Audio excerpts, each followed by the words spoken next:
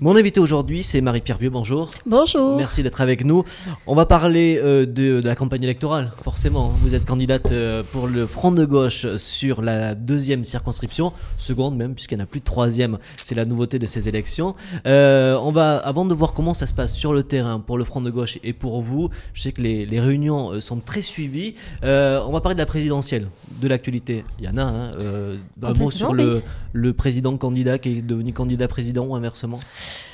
Oui, un mot pour dire que je crois qu'il a fait une entrée en campagne avec une violence terrible, qui est au diapason de son mandat, avec une arrogance également certaine. Et on a beaucoup parlé de populisme, il y a beaucoup de démagogie dans ce qu'a dit Nicolas Sarkozy.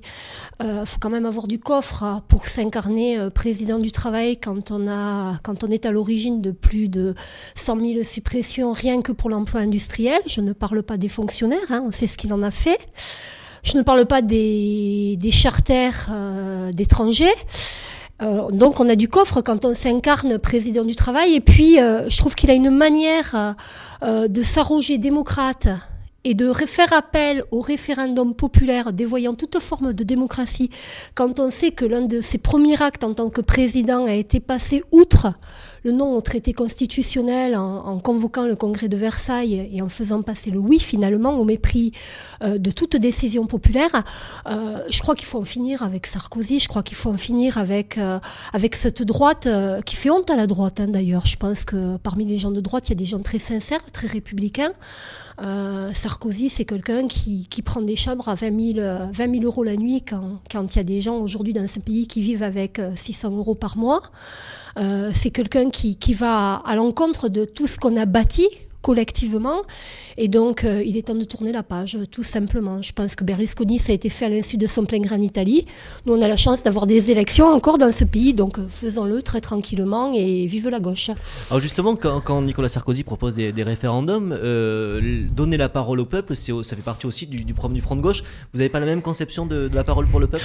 Bon, donner la parole au peuple, il n'y a pas de problème. D'abord, il y a le suffrage universel, il y a des présidentielles, des législatives, il y a des référendums de toute manière à convoquer. J'en propose un d'ailleurs. Nicolas Sarkozy avec Angela Merkel sont en train de mettre en place en catimini 2 nouveaux traités européens, dont une première partie passe aujourd'hui à l'Assemblée nationale, qui conditionne d'ailleurs notre économie à la règle d'or et finalement l'Europe à vivre ce que vit en ce moment la Grèce, c'est-à-dire des plans d'austérité puissance 8. La Grèce, c'est 8 plans d'austérité en 6 mois et c'est 20% de chômeurs. Donc on n'en veut pas en France. Donc oui, référendum quand il s'agit de questions comme ça. Référendum qui ne va pas à l'encontre d'instances démocratiques. Aujourd'hui, on a un Parlement, on a un Sénat, on a des instances locales et surtout des référendums qui ne sont pas des référendums démagogiques pour dire que les chômeurs n'ont plus le droit à l'indemnité ou pour dire qu'il faut virer des étrangers. Donc je crois que c'est encore, non pas un gadget, ça va bien au-delà de ça, mais un moyen pour Sarkozy de dire moi je veux être plébiscité par le peuple. Exit le dialogue social, la représentation démocratique. Ça, pour nous, c'est pas du référendum, c'est le début de la tyrannie. Aujourd'hui, dans cette campagne présidentielle, puisque je rappelle que le Front de gauche, comme la plupart des partis, mène à la fois de front la campagne présidentielle et législative sur le terrain. Là, on parle des Hautes-Pyrénées. Qui est votre principal adversaire ? Est-ce que c'est Nicolas Sarkozy ? Est-ce que c'est tous les autres partis en général ? Non, notre adversaire, c'est très clair, c'est la droite et l'extrême droite. Je crois que on est la gauche. On est la gauche, il y a des débats à gauche, mais notre adversaire avant tout est la droite. Après, il y a débat. Je crois que finalement l'erreur serait penser qu'il suffit de sortir Nicolas Sarkozy pour s'en sortir. Et donc pour nous, au-delà de Sarkozy, l'adversaire c'est l'austérité. Et c'est l'idée que la dette va se régler en demandant encore aux mêmes, c'est-à-dire aux petits revenus, c'est-à-dire aux fonctionnaires, c'est-à-dire à ceux qui font la richesse de ce pays, d'être un peu plus les instruments par lesquels les économies se font. Aujourd'hui, en quelques années, les revenus du travail ont perdu 10 points par rapport à ceux du capital. C'est-à-dire que les plus riches sont de plus en plus riches et les autres de plus en plus pauvres. Donc pour nous, une politique de gauche, elle doit se faire sur quoi? Sur une sécurisation de l'emploi, sur des salaires rehaussés, sur une redistribution des richesses. Et donc pour nous, le débat à gauche, c'est ça. Et à un certain moment, oui, il y a confrontation à gauche pour savoir la ligne matrice sur laquelle, ou la délimitation sur laquelle va se faire le rassemblement. Et de ce point de vue-là, il faut le dire aussi, je pense que François Hollande affiche des intentions, ça prendre marché. Pour autant, les mesures qu'il propose aujourd'hui ne vont pas assez loin.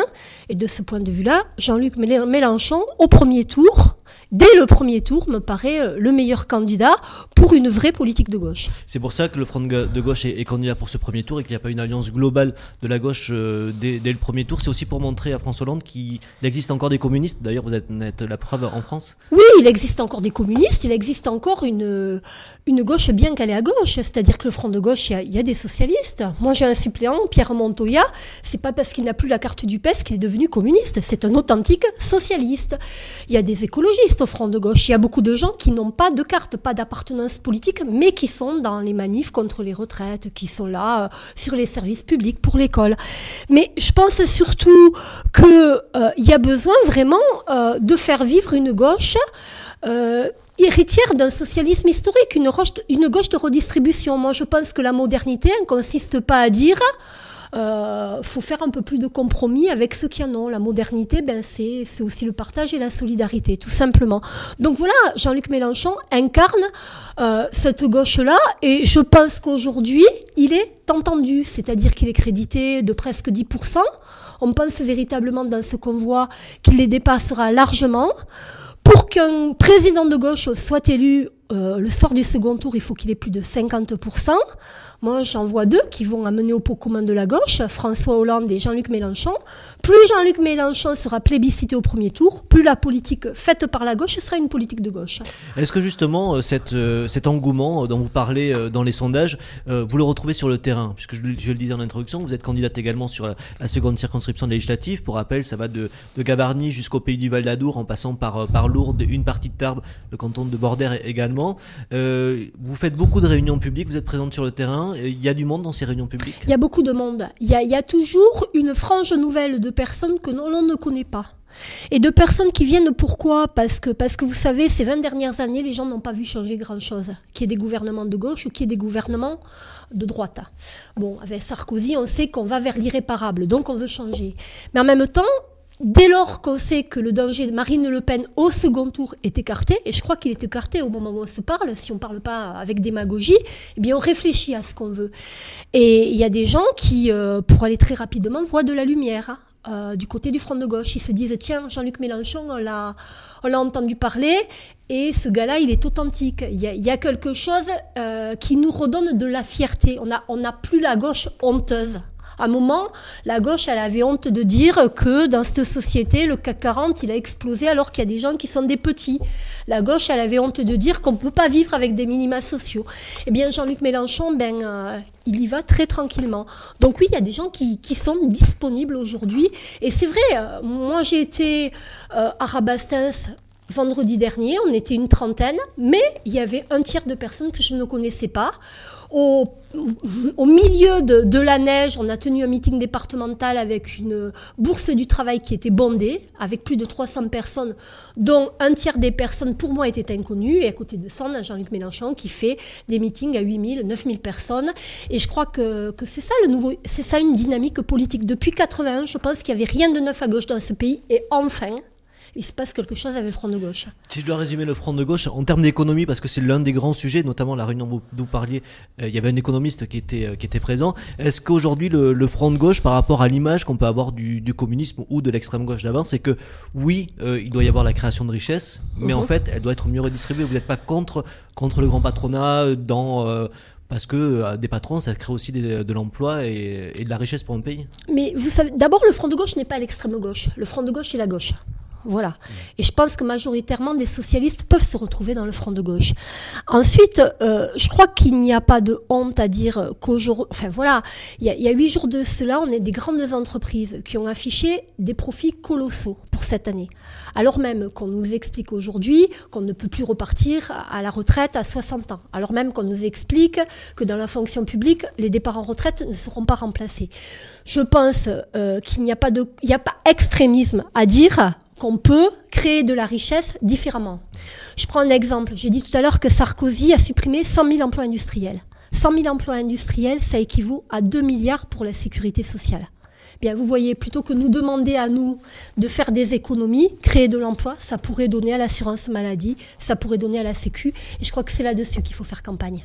Merci Marie-Pierre Vieux. On aura l'occasion d'évoquer d'autres sujets tout au long de cette campagne présidentielle et législative. On est ensemble jusqu'au 17 juin. Voilà, à bientôt. Merci.